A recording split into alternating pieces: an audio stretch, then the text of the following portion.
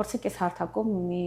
թեկուզ կարճ ձևով, բայց պատմենք ձեր փորձառությունից ու Ամերիկայում ծննդաբերելու։ Ну, սենց ասեմ, ես Հայաստանում չեմ ծննդաբերել, որ իմանամ տարբերությունը, հա։ Բայց ինձ շատ ադուրեք էստեղի բժշկությունը, ուշադրությունը, հոգատարությունը, այդ ամեն վարքյան ու կապ չունի դու ով ես, բոլորովին կապ չունի դու ով ես, ասենք իրենք ամերիկացիներ, ես հայ, абсолютно, որպեսզի ասեմ ինչ որ յուրահատուկ ուշադրություն կար, բնավ, բայց շատ ու շատ լավ, շատ հոգատար, այսինքն նայեք, ինձ բոլորը ասում են նույն կեսարյան հատումը, ես կեսարյան հատումով եմ ունեցել, բոլորը ասում են, որ Հայաստանում մոտ մի ամիս չեն կարողանում շարժվել, դժվար է, ցավում է, կարերը բեր,